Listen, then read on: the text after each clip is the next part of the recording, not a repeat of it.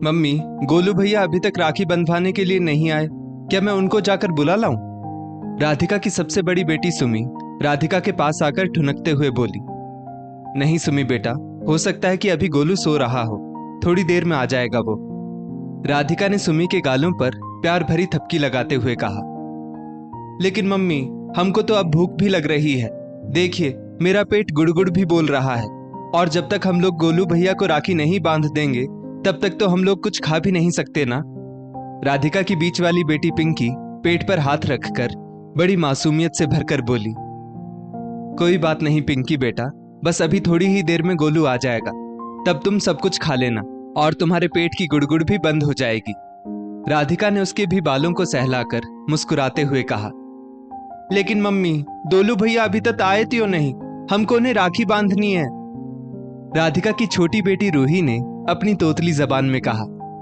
अले मेरी गुड़िया रानी, बस आ ही रहे होंगे तुम्हारे गोलू भैया। राधिका ने उसको पुचकारते हुए अपनी गोद में उठा लिया।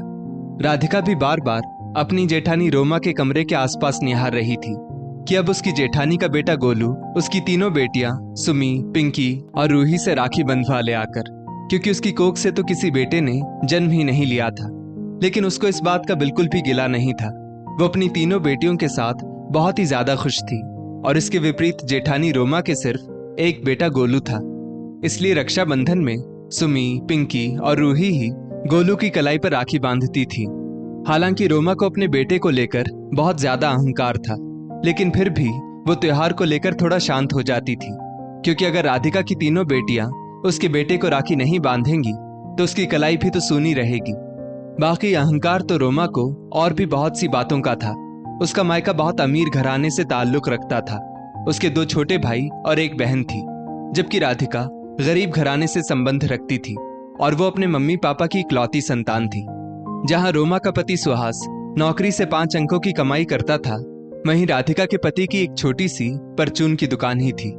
उसमें भी अक्सर बोहनी तक नहीं हो पाती, क्योंकि अब लोग ऑनलाइन शॉपिंग करना ज्यादा पसंद करने लगे थे। जहां रोमा एमए पास, वहीं राधिका सिर्फ इंटर ही पास थी। इसलिए जब तब रोमा उसके ऊपर अपने व्यंग रूपी बाण छोड़ ही देती। अक्सर ही राधिका शांत रह जाती, लेकिन जब रोमा राधिका की बेटियों को लेकर कुछ ऊटपटांग बोलती, उस समय राधिका पता नहीं क्यों बिल्कुल भी चुप नहीं रह पाती, क्योंकि तीनों ही बेटियां राधिका और उसके पति को जान से ज्यादा प्यारी थी।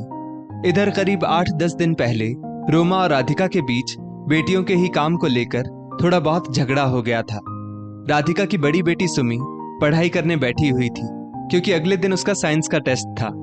रोमा ने उसको अपने साथ बाजार चलने के लिए कहा, तो राधिका ने शालीनता पूर्वक ये कहकर मना कर दिया कि जी, कल इसका साइंस का टेस्ट है, आप 2-3 दिन बाद इसके साथ चली जाइएगा। इतना सुनते ही रोमा भड़क उठी और बोली, मालूम है कि तुम्हारी बेटी पढ़ लिख कर जैसे कोई कलेक्टर बन जाएगी, नहीं भेजना है मेरे साथ तो साफ क्यों नहीं मना कर देती।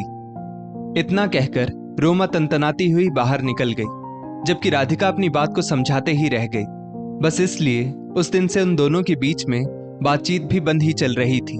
लेकिन राधिका को इतना विश्वास तो था ही कि गोलू आकर अपनी तीनों बहनों से राखी तो बंधवाएगा ही। लेकिन इस बात के कहीं कुछ आसार नजर नहीं आ रहे थे उसको, वरना तो गोलू सुबह से ही उधम मचाने लगता था राखी बंधवाने के लिए। पर आज तो घर में बिल्कुल सन्नाटा ही पसरा हुआ था। जब बहुत देर हो गई और गोलू अपने कमरे से बाहर नहीं आया और रोमा भी बाहर नजर नहीं आई, तो राधिका ने सोचा कि चलो खुद ही चलकर गोलू को बुला लाती हूँ, क्योंकि उसकी तीनों बेटियां गोलू को राखी बांधने के लिए व्याकुल हो रही थी। लेकिन वो कमरे के पास पहुंची ही थी कि उसने देखा रोमा और गोलू बैग लेकर शायद कहीं बाहर जा रहे थे। जी, आप लोग कहीं जा रहे हैं क्या? राधिका ने विनम्रता पूर्वक पूछा। मैं गोलू को लेकर अपने मायके जा रही हूँ, रोमा ने एकदम रूखा सूखा जवाब दिया। लेकिन जी, पहले गोलू अपनी इन तीनों बहनों से राखी बंधवा ले, फिर आप चली जाइएगा, राधिका विनय करते हुए बोली। अरे नहीं, इसकी कोई जरूरत नहीं है, गोलू अपने मामा की बेटी से राखी बंधवा लेगा। ये कहकर रोमा ने मुंह फेर लिया। लेकिन जी, मेरी तो तीनों बेटियां बचपन से ही गोलू को राखी बांधती चली आ रही है। अगर वो गोलू को राखी नहीं बांधेंगी तो फिर किसको बांधेंगी? राधिका तो एकदम से रुआंसी हो आई थी। तो मैं क्या करूं? तुम्हारी बेटियां किसको राखी बांधेंगी, इस बात का ठेका मैंने थोड़े ही ले रखा है। क्यों नहीं तुमने बेटे को जन्म दिया? अगर बेटा जना होता तो इतनी परेशानी नहीं होती।